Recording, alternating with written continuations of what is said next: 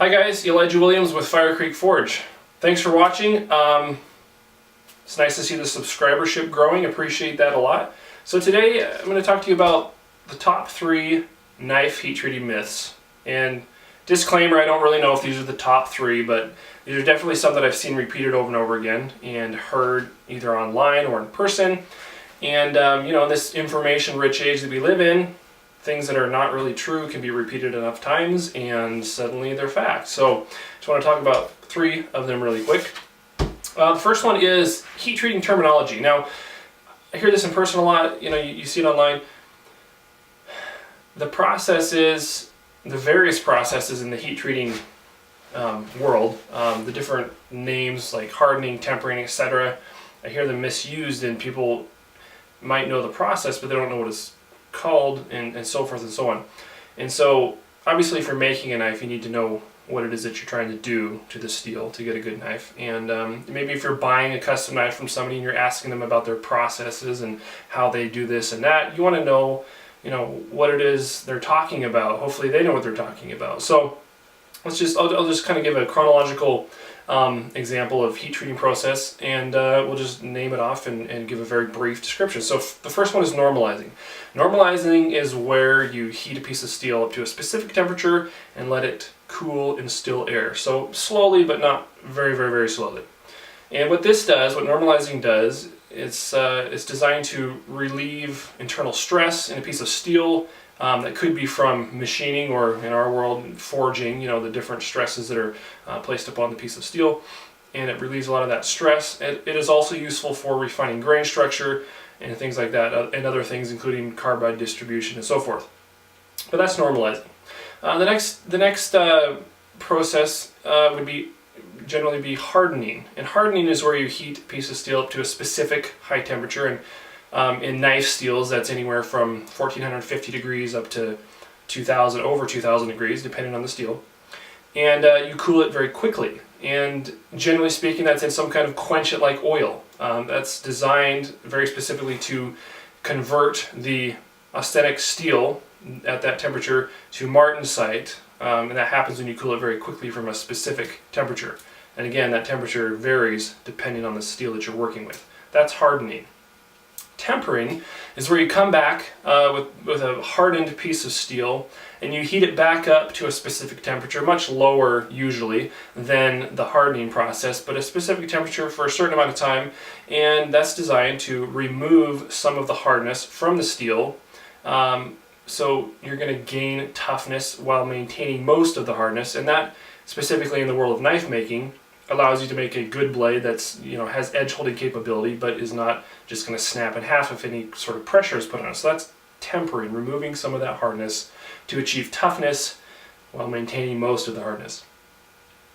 And then finally we have, I'll talk about annealing. And annealing is where you want to soften a piece of steel, and without getting into all the metallurgical reasons why a normalized piece of steel will still be relatively hard and difficult to machine and work with.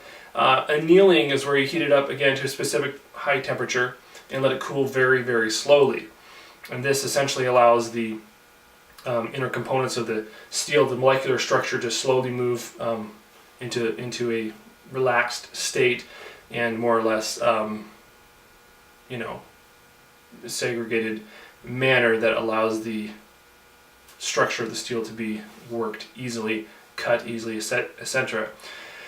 A sort of a form of annealing that's used predominantly in, well, I don't know if it's predominantly, but it's used often in the knife making world or knife making steels, is spheroidizing, and that's where a process is similar to annealing, but it's designed to basically ball up or segregate the carbon in the steel into large carbides that are not integrated throughout the matrix of the steel, and that allows the steel to be machined easily and so forth, but it does not leave the carbon in the grain boundaries and so forth, so it's a safer form of annealing almost. And then when you come back and do your heat treating process, you redisperse that carbon throughout the steel and go from there. So that's spheroidizing, and most knife steels that you buy, bar stock, most of the time they'll be spheroidized. So that's nice when you're trying to drill holes in it and things like that. So that's some of the main basic categories of heat treating and what they're meant to accomplish. So yeah, tempering is not where you make a piece of steel hard, and vice versa and so forth. So just understand the terminology and what it is that you're trying to do, or that somebody else is trying to do with a piece of steel. Number 2, the grain refinement holy grail. Now, admittedly, I got on this bandwagon a while ago, and I've seen it elsewhere a lot, and that is the idea that getting the grain structure on your knife blade as fine as possible is what you're trying to do, or what you want to do with heat treating process such as normalizing. Well, this isn't exactly true. So let's back up a minute and talk about grain structure. So when you forge a piece of steel, specifically, you're necessarily heating it up to high temperatures, higher than you normally would for hardening process, for example. And when you do this, you're expanding and blowing up or enlarging the grain structure of the steel. This is unavoidable because you need to forge it at a specific temperature to avoid the risk of damaging it. So after forging, you generally speaking want to correct this grain size issue. And the way that's most commonly done is through a series of normalizing cycles, such as heating it up to, for example, 1650 degrees, letting it air cool. The next time you heat it up to 1600 degrees, letting it air cool, and so forth. You can do multiple normalizing cycles. But some people have sort of honed in on this whole grain refinement issue while ignoring some other things about the steel. First of all, why does somebody want to refine the grain so much, and why is that so important? Well, because enlarged grain structure makes a weaker, more brittle blade. So yes, extreme grain structure sizes is not good. But at the finest grain structure that you could possibly get out of a piece of steel, the steel will not be able to reach full hardness. And that's just a fact. So the problem is that what you might gain in toughness or whatever grain refinement gives you, you're going to give up in hardness, therefore edge holding ability of that steel. Now, the reason this doesn't really make any sense is because, for example, if you're using a piece of 1095 high carbon steel and you're trying to get the extreme grain refinement out of it, it's not going to harden to the extent that it has the ability to. And so why use a piece of 1095 high carbon steel at all? Why not use something like 1060 where you're going to get a little more toughness and so forth and less abrasion resistance and edge holding capability? So that's just something to know and understand.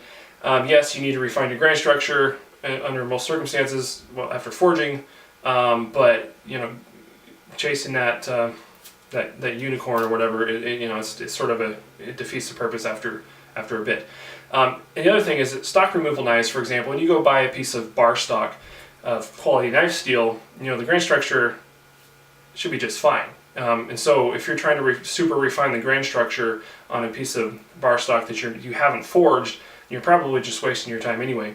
I will say though, depending on what sort of heat treating tools you have available to you, the one thing that normalizing multiple times can help do on an otherwise perfectly fine piece of steel is break down and distribute the carbon in a high carbon steel that has been spheroidized. So, but that's a different issue. That's not the grain refinement issue. So anyway, achieving full hardness in the steel, tempering back to the appropriate level, and that will give you the best performance in that steel, but probably not the finest grain structure, and that's okay. If you need the steel to do something, and this goes back to the whole thing, what are you trying to make the steel do? If you're trying to make some big heavy chopper, then maybe you want to go with a different steel that's a little tougher. There's lots of different steels for all kinds of different things.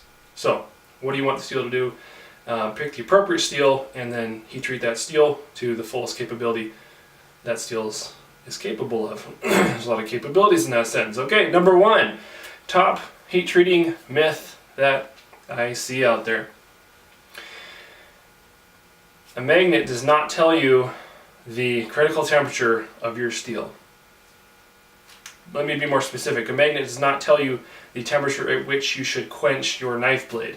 So you see this a lot. Use a magnet to check your steel, gets hot enough, becomes non-magnetic, that's critical temperature, quench your blade. That's not true. Steel becomes non-magnetic, not attracted by a magnet, at a specific temperature, and usually for most, it's between approximately 1400 degrees and 1425. For the high carbon steels that knife makers generally deal with, that's about 1414 degrees is where that generally falls. And that's called the Curie point. However, that is not the temperature that you need to quench any high carbon or medium carbon knife steel at. So stop it. Now, that's not to say the magnet is not a useful tool, because it gets you close. You know, add another 50 degrees and you're there.